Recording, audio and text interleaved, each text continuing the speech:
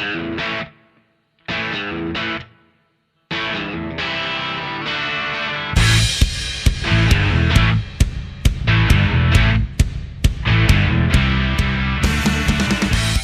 on, everyone. You're listening to Free Kick, the AFLW Fantasy Podcast. I'm Mel, and I'm joined today by Liam. How's it going? I am very good, Mel. Thank you for asking. And I know it might be slightly out of order for everyone, but this is our first time back on an episode, just the pair of us, since you've got back from holiday. Welcome back. Thank you. Welcome back to my pods, at least. Welcome back to me. Nice to be welcome back, Liam. Thank you. Yeah, so first one back in a little while, a bit rusty. Also my first clubs and days analysis, which is exciting.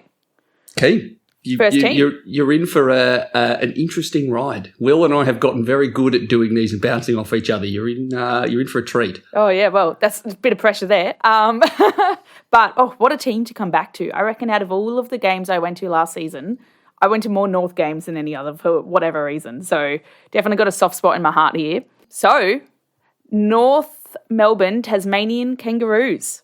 Liam, why don't you give us a little bit of a team history? Team history.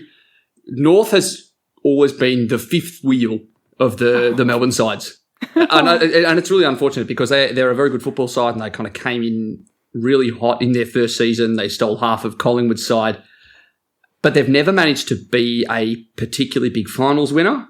And then last season, even though they finished eighth, I think it was pretty clear that there was a 4 or 5 team grouping around third, fourth to eighth that could all contend. And it ended up being North Melbourne who went from eighth all the way to making a prelim and having a pretty competitive game for the most of it against Melbourne. Unfortunately, they did end up losing, but you're going to hear in our interview today, there was a pretty horrific win there. And I think from that perspective, they were a really big improver last year. They really did see a lot last season. They really did see a lot of players take a step up. In terms of their major ins, I think the biggest one to talk about is Kate Shierlaw, who came across from St Kilda, moving across and joining her long-term partner, Emma Carney, on the team. And then they've also added just a couple of defenders to bolster a backline to replace Brooke Brown. So they've added in Lulu Puller and Alice Burke, amongst a couple of others, and some additional draftees. You heard us talk to, Ruby Tripodi. That's the name. They also had a pretty decent-sized draft group. Obviously, the big out I just mentioned is Brooke Brown moving across to Essendon, who took a huge leap forward in Season 6 after playing as a ruck. She transitioned down to defence and was their best intercept defender for 2 years in a row and really did make up for the loss of Jess Duffin. I think that was a really big loss for them this year and a hole they're definitely going to need to fill. Yeah, absolutely. So you kind of alluded to our interview. Before we start talking through the 5 most fantasy relevant players, I mean, number 1 is our interviewee, Ash Ridell. So let's just throw straight over to that. Yeah, for sure. Will and I had a great chat about a month ago, and I'm really keen for everyone else to hear it.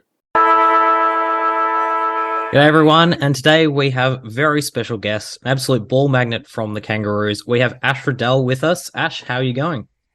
I'm good, thanks, guys. Thanks for having me on board. Absolute pleasure to have you here. You're a fantasy superstar and a garden midfielder to boot, so we're always excited to have players on.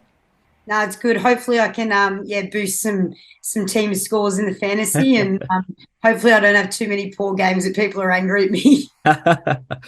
Well, we were having a bit of a chat before about some of your statistics, and we found out that of your 43 games, you've had 15 or more touches in 41 of them, which is pretty rare form, I think. So I don't think there's going to be too many disappointed with you.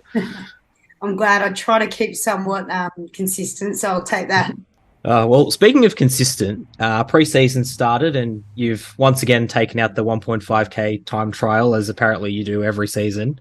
How are you personally feeling heading into the new season, and what are you looking to improve on in your own game? Feeling really good. I'm pretty lucky that normally Erica O'Shea normally gets me. She's one of our Irish players, and luckily she's not back from Ireland just yet to beat me in the 1.5K, so I'll take it. But the body's feeling really, really good. It's a little bit strange that we had obviously such a long off season comparatively to last season, where it was sort of one season after the other. So sort of gave me a fair bit of time to not only sort of relax, but also really, really focus and hone in on my fitness and get that little bit fitter and quicker, hopefully. It's been an exciting off season. So I'm feeling pretty fit and strong, and no niggles thus far. Touch wood. So hopefully raring to go come round one. I can imagine as well. It's made a lot easier by having a full off season this time and a season start date at the very least, compared to the last couple of seasons where it's been, oh, by the way, you're going to play in the middle of summer, in the middle of COVID. Oh, and you've now got a 2-month break, and you've got to organise a CBA in the interim. Oh, absolutely. I think it's nice at least we know the weekend of round one and sort of knew our pre-season rough times pretty early on. It just makes it a little bit easier with, I guess, more so organising your own life and work externally more than anything. So at least we've had a goal inside, and we're set to go. You're in a position here where I would say, at least on the outside, North will be frustrated with the end of last year and that game against North Melbourne. What was the kind of message coming from the club out of that game and about last year?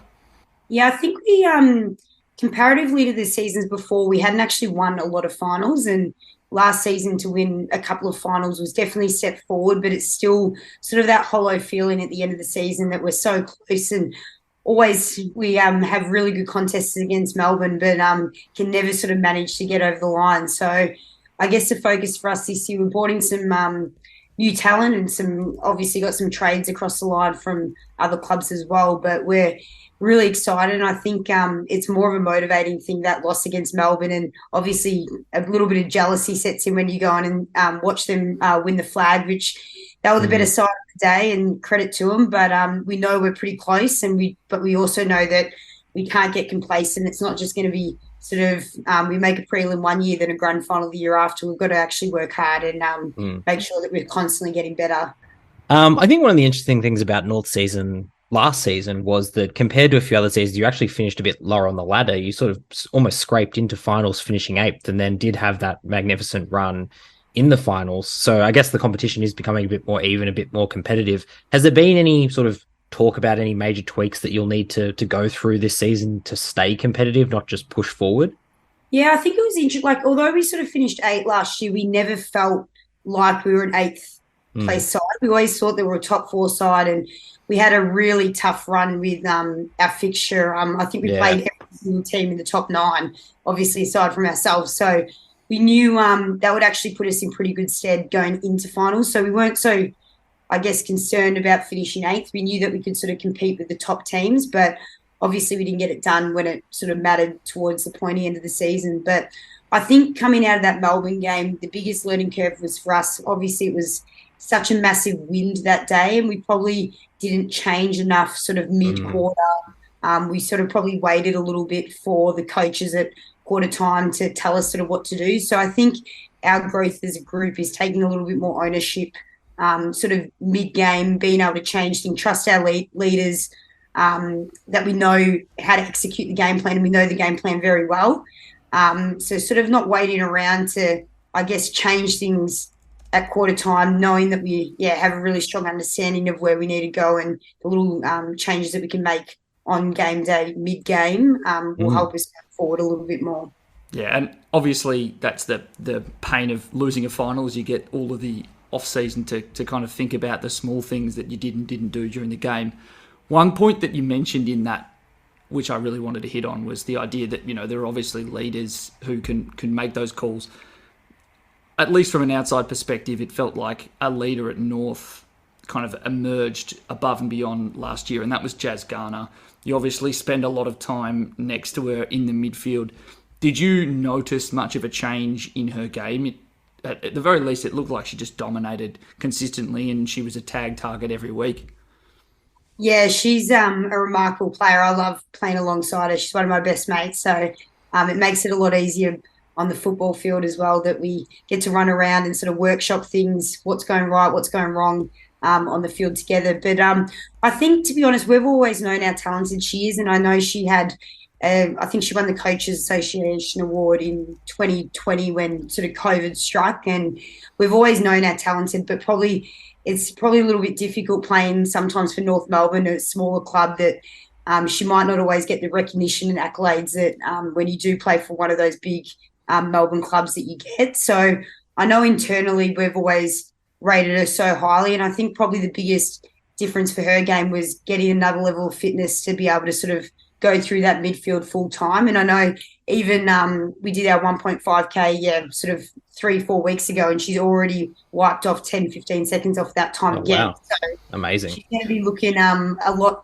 lot fitter again. So we're really excited what she can bring. And she's obviously so diverse. She can, she's so strong aerially, but also around the contest as well, and clearance work is second to none. So I'm excited to see how she goes again this year, because she's fitter and stronger again.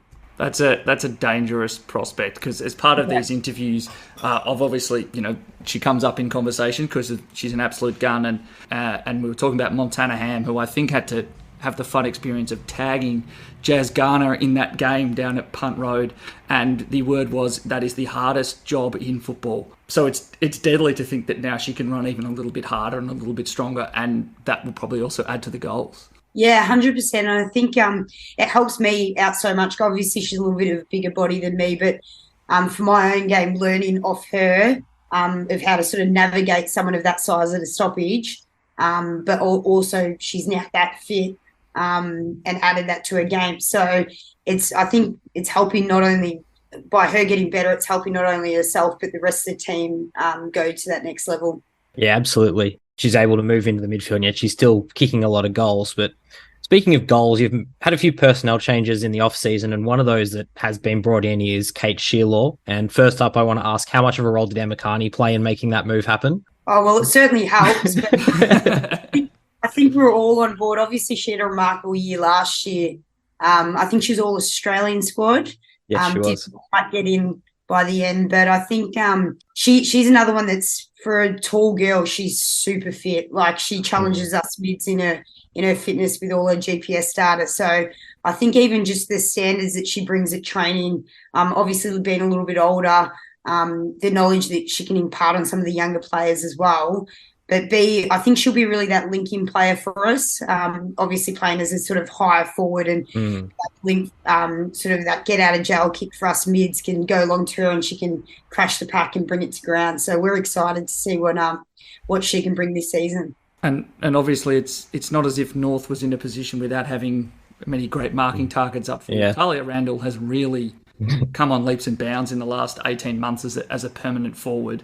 Yeah, I think she's always been wanting to play forward, and in the last 18 months had her opportunity, and she's so excited by the fact that she's playing forward too, and you can see that in the game, the energy that she brings, the brutality she brings when she brings the ball to ground and then lays a remarkable tackle as well. So she's one to definitely watch this season. I think she's just growing and growing every single game that she plays as a forward. She's getting better and better each week. So I think given her off season as well, she's had a little bit longer, got a little bit more fit and stronger. So and just understanding of the forward roles as well. She's still developing. So yeah, I think she's certainly one to watch at North Melbourne, having all those tall targets down there.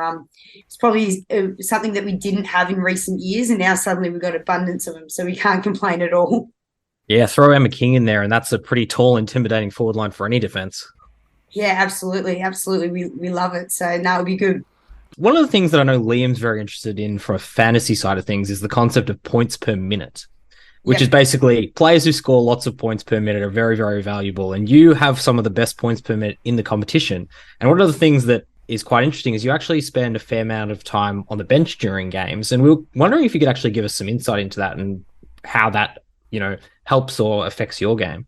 Yeah, I think, to be honest, probably last season, just given the rotation that was sort of rolling through, we didn't probably expose too many girls through the midfield. So it was just sort of how it worked. And there was a few games where it was a few of us were sort of stuck on the bench, and in AFLW, it's really hard sometimes to actually get a rotation. I think nearly in the Melbourne game, I was off for nearly a whole quarter just because the wind was going one way, and it was really tricky to rotate. You didn't want to sort of compromise the defence to be able to get someone on. So it's not sometimes deliberate, but we try and, I guess, depending on sort of the player, and their capabilities athletically. Some might actually play better when they're not on as much because they sort of more explosive and powerful. I'm not overly explosive or powerful. But I'd like to think that when I am on, I do have the physical, I guess, capabilities to sort of work from contest to contest a little bit better than others. So if I can use my endurance to my strength, I guess that's probably where I is the strength in my game. So and I guess I guess that was just one of the things that surprised us about it, because we knew you were a real, endurance athlete, able to get from contest to contest. So we thought, get her back on. We needed to score more points. Yeah, I guess sometimes I think it's just the way some games work with, depending on what side of the bench is, the balls get stuck. It's just there was a few games where I was caught on the rough end of it, but that's all right as long as this team's doing well. We can cop that. And I love how understated you are there. Just, I might rate my ability to get from contest to contest as the person who holds the record for most possessions in a game. I think that speaks to a pretty impressive ability there. Hopefully, we don't don't base my game on touches, but if I can sort of play my role and make sure I layer the contest, I'll take it. Definitely. Unfortunately, now we're going to have to discuss kind of one of the players that North did lose last year, which was Brooke Brown, who had really come on leaps and bounds in the last 3 or 2 years or the last 2 seasons at least, as an intercept defender. Who are you picking to be player or players to replace her as that taller intercepting defender this year? Yeah, obviously she was probably one of our most improved players last year. So we were super, shattered to lose her. But we've actually brought in a fair few defenders. So we've got Eliza Shannon at training that's come from Hawthorn, and she's sort of playing that role a little bit at the minute. But then we've also got Lulu Puller, who came from Brisbane, that can play that similar sort of role as well. So we're really lucky. We've actually got an abundance of defenders at the minute, whereas probably last year we wouldn't have said that. So we've got a few girls sort of up our sleeve that can sort of step in and play that role depending on what the coaches sort of see they want the dynamics of our backline to be. But then we've also got Lucy Burke that's come in as a replacement player that's probably not so much the intercept defender, but more that lockdown key position defender, that last line sort of player. So we've got a few defenders that will sort of roll through. I guess over the next few weeks when we start doing a bit more match sim and pracky matches, we'll find out a little bit more what the coaches are thinking with that role. But I guess they've got a fair few choices that they can make to choose to replace Brooke with. And you've obviously also got Jasmine Ferguson, who I think played every single game in the last 2 years, coming on as a rookie. She, at least to my eye, looked like she really improved in the back end of last year. And it was almost like we would barely notice that she'd played just because she'd completely shut it down. So it does sound definitely like there's a whole bunch of options for you guys to go to. Yeah, and I think with Ferg, she's one of the most underrated players, I guess, externally, but internally, the amount of goals that she saves. And I think there was a period of the first half of last season where she hadn't lost a one-on-one for a bit. But no one was talking about her, and we love how she goes about it internally, and her growth to sort of, as you say, be that rookie that sort of come out of nowhere, come from VFL program. I think she was at Collingwood. Her growth has been remarkable, and she'll take another step this year. Very exciting. Yeah, very nice. Yeah, and moving a bit further up the field, two of the players that Liam and I have been particularly interested in hearing a bit about have been the two wingers in Tess Craven and Amy Smith, who both also had big years last year, coming on really well. Can you give us a bit of insight into how they're developing and what they will offer the team next season? Yeah, particularly Tess. She's had a big off-season. She's been this is probably her first proper real off-season, given she sort of started last year, that it was a quick turnaround. So she's been able to build a really, really strong fitness base, and she's a lovely kick of the football. She's one of our best kicks in the team. So we're hoping to utilise that a little bit more this year and sort of get her out in space, coming off the wing and maybe a little bit off the halfback flank as well. And then Amy Smith, it was probably a breakout year last year, where she was sort of consistently in the team, and her tackling pressure and just her body to come occasionally inside in the midfield and play that tagging role when needed as well. Just her adaptability is something that we really value at North. So she's another one that I think her understanding of the game, because she was a sort of the cross-coder, although her dad did play, she's relatively still new to football. And I think, her growth has been outstanding over the last few years, but I think, she's really valuable in sort of our midfield line group, and she'll take another step this year. Yeah, and you talk about her tackling pressure.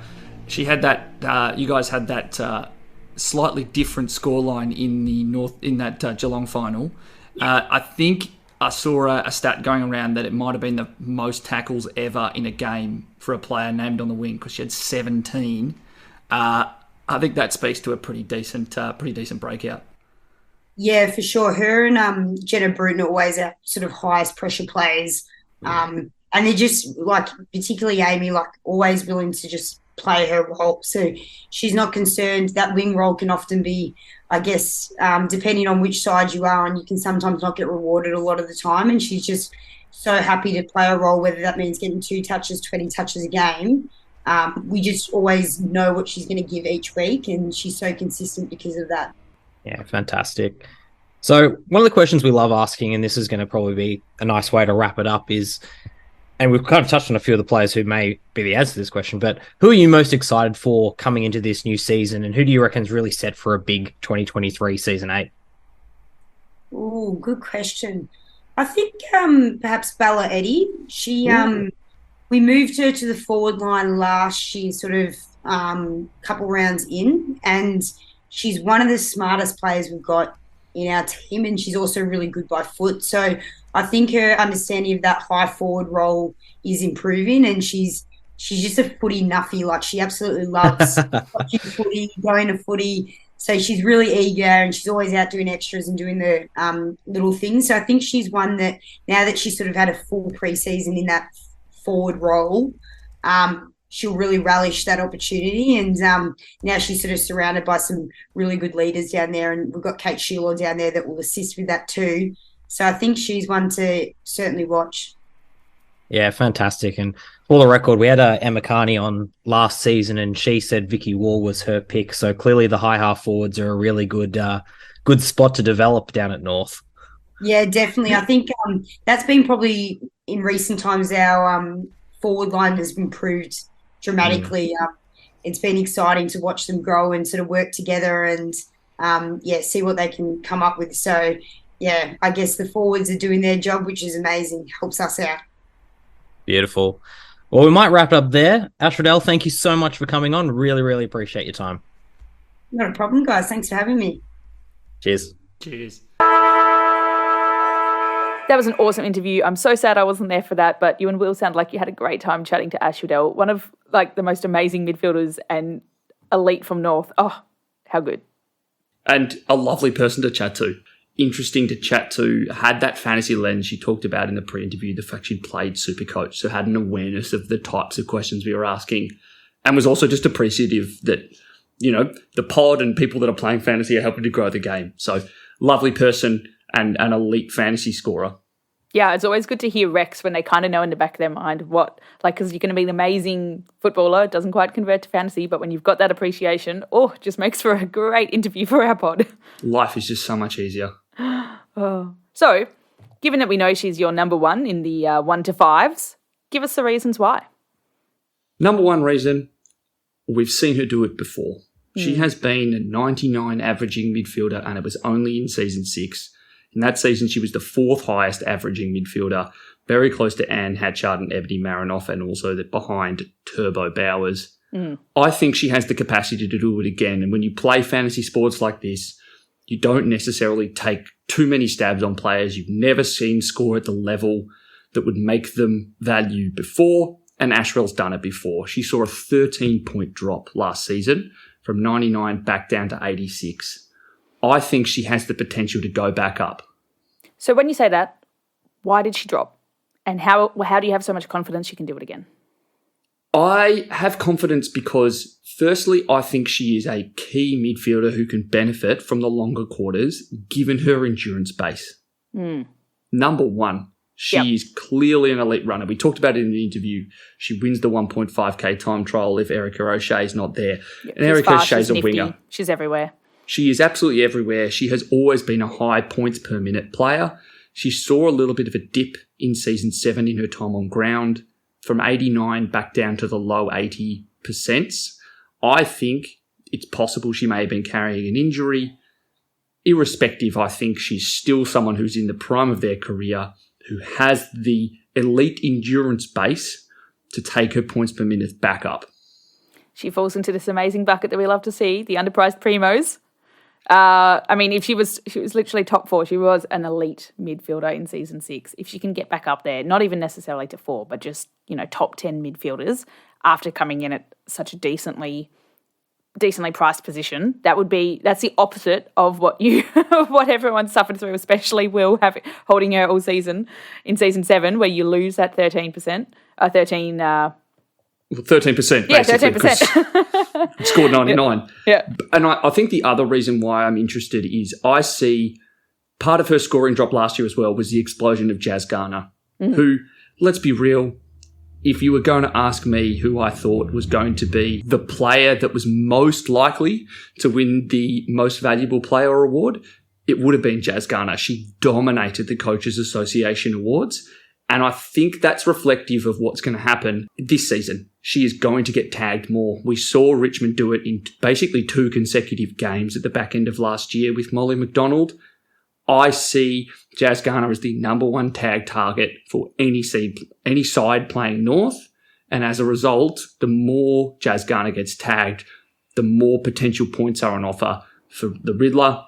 I think as a result, she's a massive potential option to select, particularly if you're playing with Turbo at 1 and then you've got a bit of a gap to the Collingwood midfielders and you need someone to slot into that M2 position. I think Ash Ridell is the number 1 candidate. Yeah, that's interesting. It sounds like Garner's almost going to suffer from the Batesy issue of being elite and then getting all the tags. And I will note that I'm not seeing any Garner on the top 5 North players here. And yeah, that's why, right? That's, I tried to fit her in at the end, but I do actually think that there's some rookie options we need to talk about before Jazz Garner. I don't know if she's necessarily got another level. She was by far and away, in my mind, the best player last year, just in a footballing sense, in the same way that Batesy had the same thing in season 6. I think she's going to suffer from it this year. Maybe she becomes an upgrade target if there's a run, but I ultimately just don't think she's a top candidate for our sides to start the year. Yeah. Well, why don't you tell me who else is? Who's your number 2? Number 2 is the highest averaging defender from last year. We've lost a lot of options in our defence. Number 1 being Chelsea Randall, who was just a gun last season after Will had gone speculative in round 1, episode 1 of our 18 Clubs in 18 Days series last year, for those of us who listened last year. And it's Emma Carney. She's going to come in priced at 65, which is 5 points higher than any other defender. And I think we talked about it up the top, which is to say Brooke Brown is gone. They're going to need another marshal in defence, and she takes the majority of the kickouts as well. I think there's very much a world where you can say Emma Carney is going to be the most consistent defender throughout the year. Now, do I think I'm particularly high on her, or am I necessarily going to start with her? I think there are reasons you could be sceptical that she'll be able to continue at that 65-point average. And I think part of it goes to the sheer number of options that Ash mentioned as coming through that defence. I think it could be particularly unsettled. And I also just think that she's one of the oldest players in the comp. She's dropped her fantasy average every year for the last 2 years. Basically, last 3 seasons, her fantasy average has dropped. I think that makes her somewhat risky. Yeah, I've got to say, I had Carney last season, and as I mentioned, I went to a lot of North games, and you could really see her kind of hovering around a 50, taking that leadership position, kind of like giving some advice and whatnot, which was awesome for North, but not so great for having someone in your fantasy side, because she was around the ball, but not really getting a lot of those points, kind of opting out rather. And like you say, age, whatnot might be coming into it. I do think it's interesting that she's your number 2. I think that the main thing that she offers that other defenders will really struggle with is consistency. That's if true. she's having a quiet game, she is the captain and she throws herself in the midfield. I'm looking specifically at the game against Sydney where she had nothing to do in defence. I reckon she was bored and she just went, yep, I'm going in for CBAs to start the fourth quarter. Yep. And I think that's a reason to be positive on EK. I think that she just is a leader and wants to be around the ball. I think she has that consistency to her game. So if you're looking to anchor your D1, Yep. I think Emma Carney offers a consistency that we don't see from other players. You look at the kind of changeability of someone like Eilish Sheeran last season. She went big score, low score, big score, low score, big score, low score. It could have been really tough. There's every reason to believe she could have gone bad scores 2 weeks in a row. We didn't see that from Carney. That's true. That's true. I mean, I definitely think looking at where the top 5 defenders are sitting at the moment before the season starts, she's not going to be number 1 by mid-season. There's definitely going to be some shuffling there, but consistency is a big part of this when you've only got 3 trades. If you don't need to worry about your D1, easy. Exactly. Nice. Okay. Your number 3, I think there's going to be a bit of a recurring trend in some of these episodes where we just talk about how positioning of players in the games leads to fantasy opportunity. Yes. Here's a key culprit as well. Yeah. Tess Craven was someone that Ash mentioned as potentially transitioning to halfback. Now, if you're playing Moreira's Magic Fantasy, she is a midfielder at an awkward price when we have Tiana Smith, Georgia Nanscorn, the two Collingwood girls, and you've got Laura Gardner as well. Did you just list I feel like that's your midfield. No, legit, but I'm also... Like, you remember how confident Jono was last season on Abby Mackay? Yeah. I have so much confidence about so many of those players. Yeah. The only one I might fade, and I'm not even fading Ty Smith, I'm fading Nick Del Santo. I don't trust him as a coach. Let's be perfectly frank. I don't trust him as a fantasy coach. Let's put it that way. Oh, because that's his job to be a fantasy coach. No, we're a fantasy podcast. Come on, get with the program. You can't be away for that long.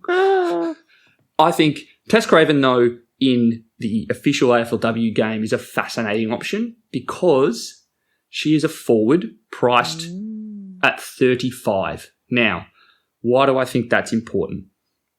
We heard Ash talk about the fact that she's a beautiful kick. They want to get the ball in her hands more, and she's coming off a preseason.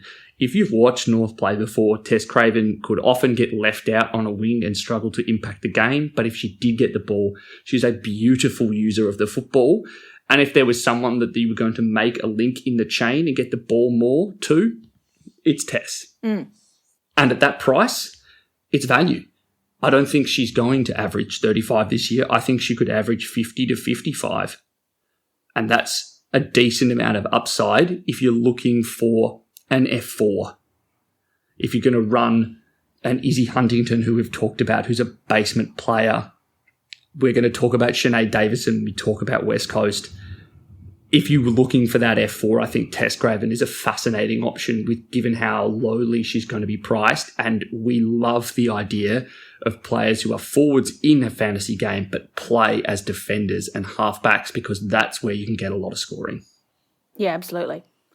I don't really have anything else to add. That sounds good to me. I'm sold. It's just like one of those ones where the value proposition is pretty simple. Now, obviously, she's going to be a preseason watch.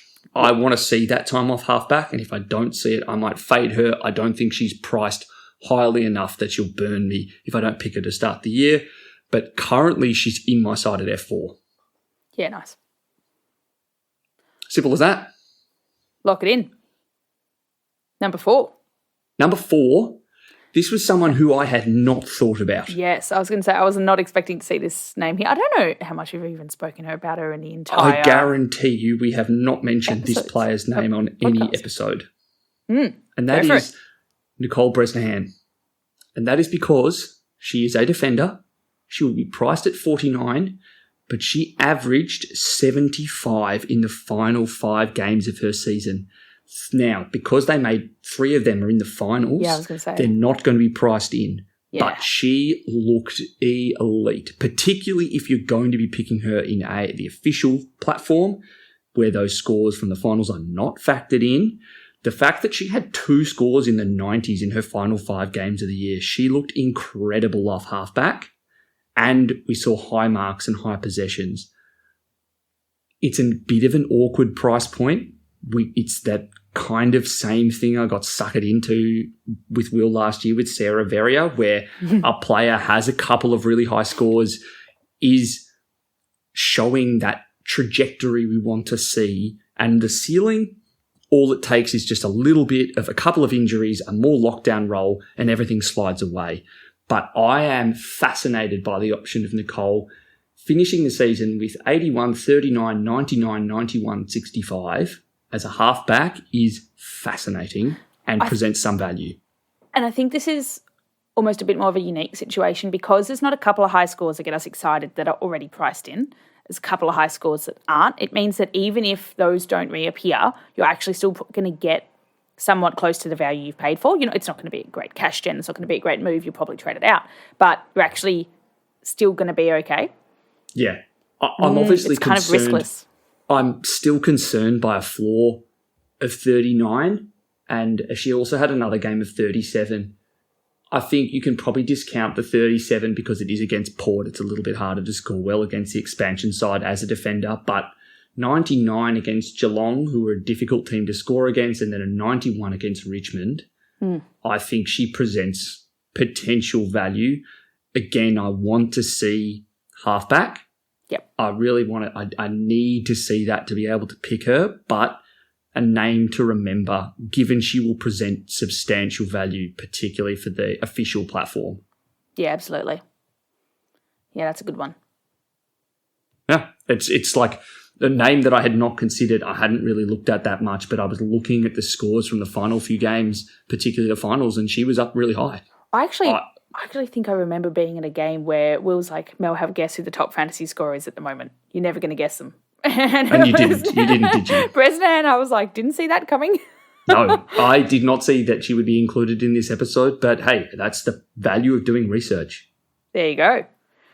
And look, I'm actually surprised by your number 5 as well. And I don't know if I'd put this down to the fact that I've not had my head in this for a little while or if research is key here, but talk me through Hannah Bowie.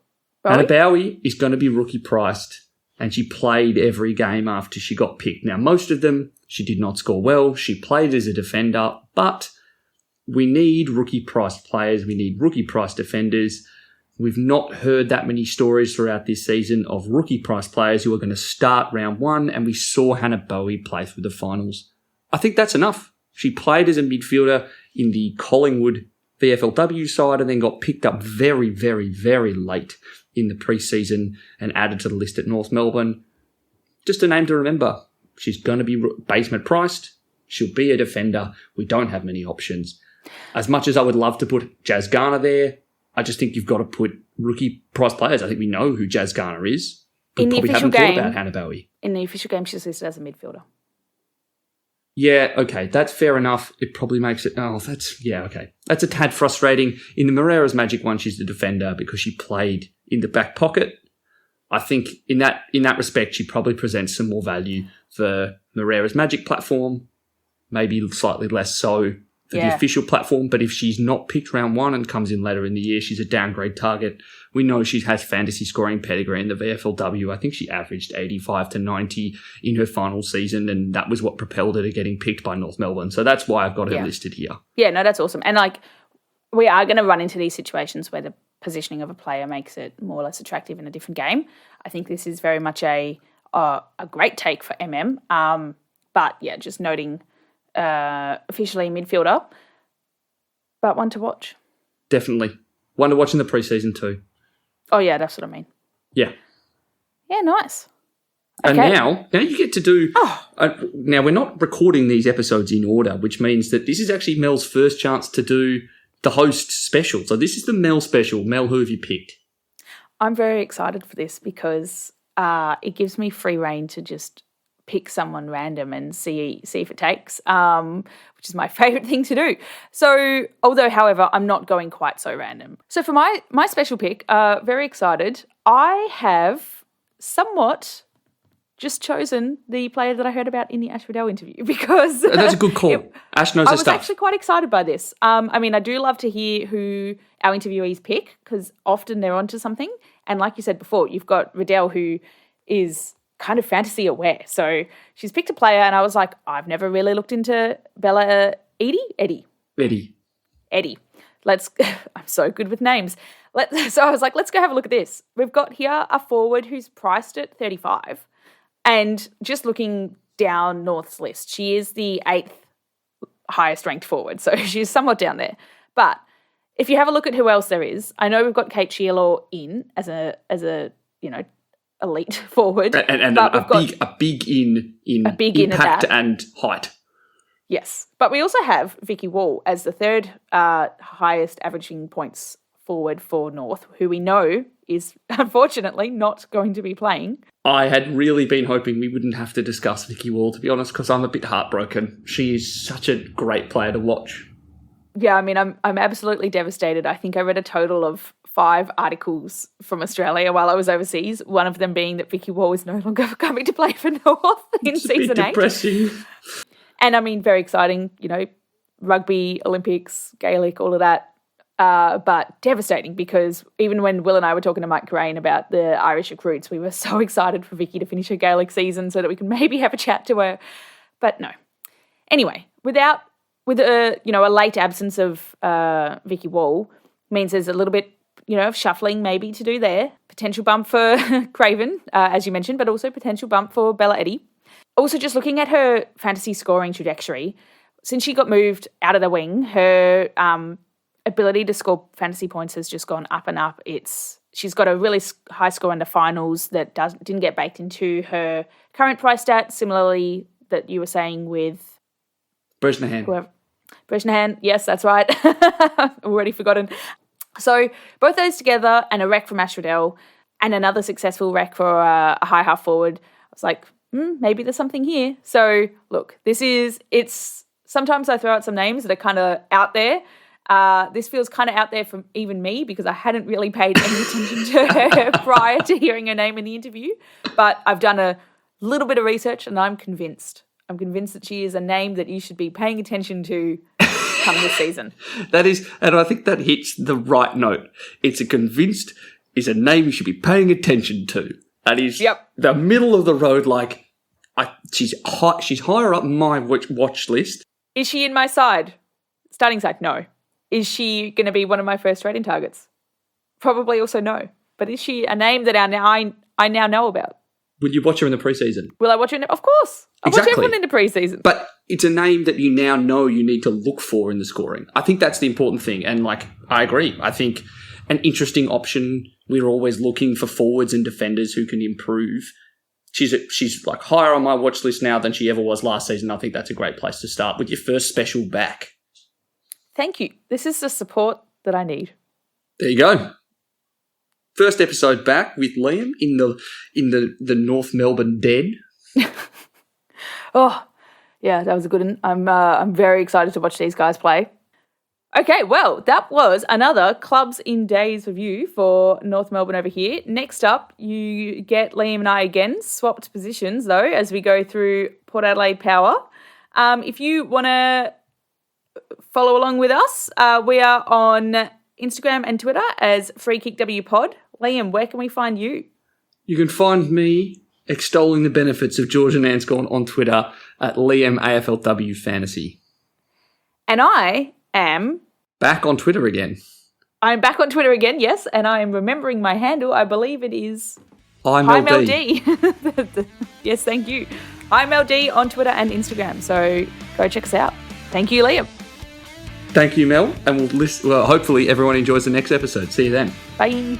Bye.